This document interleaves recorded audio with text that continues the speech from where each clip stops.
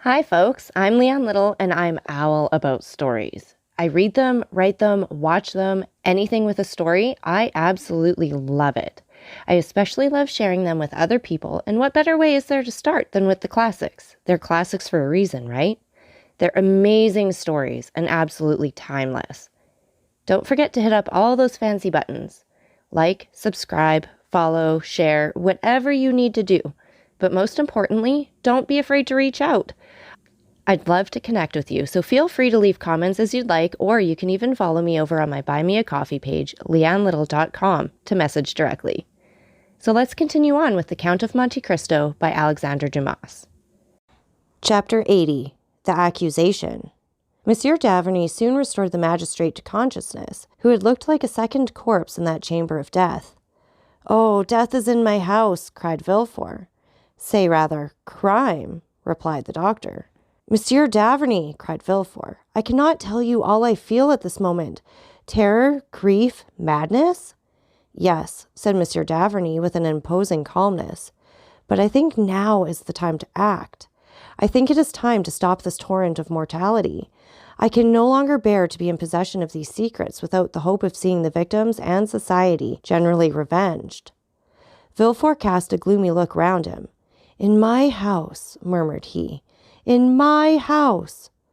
"Come, magistrate," said Monsieur d'Averny. "Show yourself a man. As an interpreter of the law, do honor to your profession by sacrificing your selfish interests to it." "You make me shudder, doctor. Do you talk of a sacrifice?" "I do." "Do you then suspect anyone?" "I suspect no one. Death raps at your door. It enters. It goes, not blindfolded, but circumspectly, from room to room. While I follow its course, I track its passage. I adopt the wisdom of the ancients, and I feel my way. For my friendship for your family and my respect for you are as a twofold bandage over my eyes. Well?"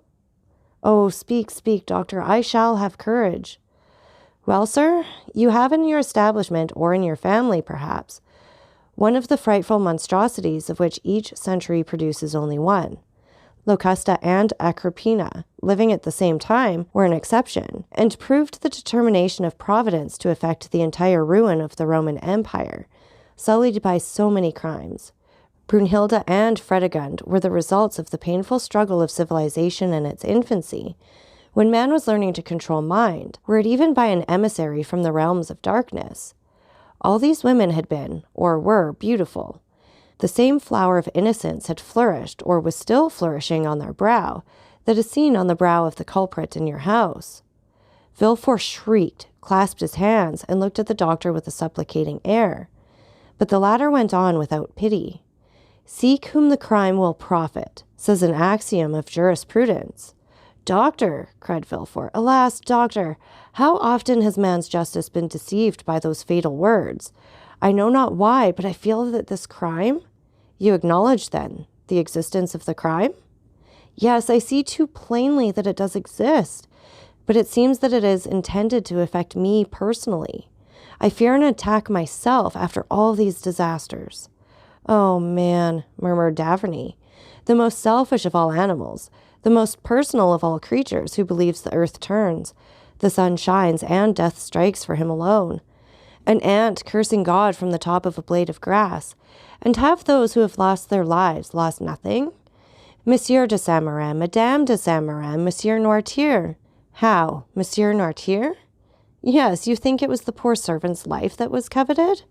No, no, like Shakespeare's Polonius, he died for another. It was Noirtier the lemonade was intended for. It is Noirtier, logically speaking, who drank it. The other drank it only by accident, and, although Barois is dead, it was Noirtier whose death was wished for." "But why did it not kill my father?" "I told you one evening in the garden, after Madame de Saint-Méran's death. Because his system is accustomed to that very poison, and the dose was trifling to him, which would be fatal to another. Because no one knows, not even the assassin, that for the last 12 months I have given Monsieur Noirtier brucine for his paralytic affection, while the assassin is not ignorant, for he has proved that brucine is a violent poison. Oh, have pity, murmured Villefort, wringing his hands. Follow the culprit's steps. He first kills Monsieur de Saint-Méran. Oh, doctor, I would swear to it. What I heard of his symptoms agrees too well with what I have seen in the other cases. Villefort ceased to contend. He only groaned. He first kills Monsieur de Saint-Méran, repeated the doctor. Then Madame de Saint-Méran, a double fortune to inherit. Villefort wiped the perspiration from his forehead. Listen attentively. Alas, stammered Villefort, I do not lose a single word. Monsieur Noirtier, resumed Monsieur d'Averny in the same pitiless tone, Monsieur Noirtier had once made a will against you, against your family, in favor of the poor. In fact, Monsieur Noirtier is spared because nothing is expected from him. But he has no sooner destroyed his first will and made a second, then, for fear that he should make a third, he is struck down. The will was made the day before yesterday, I believe. You see there has been no time lost. Oh, mercy, Monsieur d'Averny. No mercy, sir. The physician has a sacred mission on earth, and to fulfill it he begins at the source of life and goes down to the mysterious darkness of the tomb. When the crime has been committed, and God, doubtless in anger, turns away his face, it is for the physician to bring the culprit to justice. Have mercy on my child, sir, murmured Villefort. You see it is yourself who have first named her, you, her father. Have pity on Valentine. Listen, it is impossible. I would as willingly accuse myself, Valentine, whose heart is pure as a diamond or a lily. No pity, procureur. The crime is flagrant. Mademoiselle herself packed all the medicines which were sent to Monsieur de Saint-Méran, and Monsieur de Saint-Méran is dead. Mademoiselle de Villefort prepared all the cooling draughts which Madame de Saint-Méran took, and Madame de Saint-Méran is dead. Mademoiselle de Villefort took from the hands of Barois, who was sent out, the lemonade which Monsieur Noirtier had every morning, and he has escaped by a miracle. Mademoiselle de Villefort is the culprit. She is the poisoner. To you, as the king's attorney, I denounce Mademoiselle de Villefort. Do your duty. Doctor, I resist no longer. I can no longer defend myself. I believe you. But for pity's sake, spare my life, my honor. Monsieur de Villefort, replied the doctor with increased vehemence. There are occasions when I dispense with all foolish human circumspection. If your daughter had committed only one crime, and I saw her meditating another, I would say warn her, punish her, let her pass the remainder of her life in a convent, weeping and praying.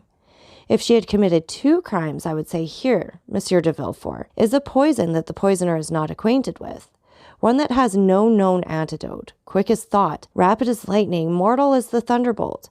Give her that poison, recommending her soul to God, and save your honor and your life, for it is yours she aims at. And I can picture her approaching your pillow with her hypocritical smiles and her sweet exhortations. Woe to you, Monsieur de Villefort, if you do not strike first. This is what I would say had she only killed two persons, but she has seen 3 deaths, has contemplated 3 murdered persons, has knelt by 3 corpses. To the scaffold with the poisoner, to the scaffold. Do you talk of your honor? Do what I tell you, and immortality awaits you. Villefort fell on his knees. Listen, said he. I have not the strength of mind you have, or rather that which you would not have, if instead of my daughter Valentine, your daughter Madeleine were concerned. The doctor paled. Doctor, every son of woman is born to suffer and die. I am content to suffer and to await death. Beware, said Monsieur d'Averny. It may come slowly. You will see it approach after having struck your father, your wife, perhaps your son. Villefort, suffocating, pressed the doctor's arm. Listen, cried he, pity me, help me. No, my daughter is not guilty. If you drag us both before a tribunal, I will still say, no, my daughter is not guilty. There is no crime in my house. I will not acknowledge a crime in my house, for when crime enters a dwelling, it is like death. It does not come alone. Listen, what does it signify to you if I am murdered? Are you my friend? Are you a man? Have you a heart? No, you are a physician. Well, I tell you, I will not drag my daughter before a tribunal and give her up to the executioner. The bare idea would kill me, would drive me like a madman to dig my heart out with my fingernails. And if you were mistaken, doctor, if it were not my daughter, if I should come one day, pale as a spectre, and say to you, assassin, you have killed my child, hold, if that should happen, although I am a Christian, Monsieur d'Averny, I should kill myself. Well, said the doctor after a moment's silence. I will wait. Villefort looked at him as if he doubted his words. Only, continued Monsieur d'Averny, with a slow and solemn tone, if anyone falls ill in your house, if you feel yourself attacked, do not send for me, for I will come no more. I will consent to share this dreadful secret with you, but I will not allow shame and remorse to grow and increase in my conscience, as crime and misery will in your house. Then you abandon me, doctor? Yes, for I can follow you no further, and I only stop at the foot of the scaffold. Some further discovery will be made, which will bring this dreadful tragedy to a close. I entreat you, doctor. All the horrors that disturb my thoughts make your house odious and fatal. Adieu, sir. One single word more, doctor. You go, leaving me in all the horror of my situation, after increasing it by what you have revealed to me. But what will be reported of the sudden death of the poor old servant? True, said Monsieur d'Averny. We will return. The doctor went out first, followed by Monsieur de Villefort. The terrified servants were on the stairs and in the passage where the doctor would pass. Sir, said d'Averny to Villefort, so loud that all might hear, poor Barois has led too sedentary a life of late. Accustomed formerly to ride on horseback or in the carriage to the four corners of Europe, the monotonous walk around that armchair has killed him. His blood has thickened. He was stout, had a short, thick neck. He was attacked with apoplexy, and I was called in too late. By the way, he added in a low tone, take care to throw away that cup of syrup of violets in the ashes. The doctor, without shaking hands with Villefort, without adding a word to what he had said, went out, amid the tears and lamentations of the whole household. The same evening, all Villefort's servants, who had assembled in the kitchen and had a long consultation, came to tell Madame de Villefort that they wished to leave. No entreaty, no proposition of increased wages could induce them to remain. Every argument, they replied, we must go, for death is in this house. They all left, in spite of prayers and entreaties, testifying their regret at leaving so good a master and mistress, and especially Mademoiselle Valentine, so good, so kind, and so gentle. Villefort looked at Valentine as they said this.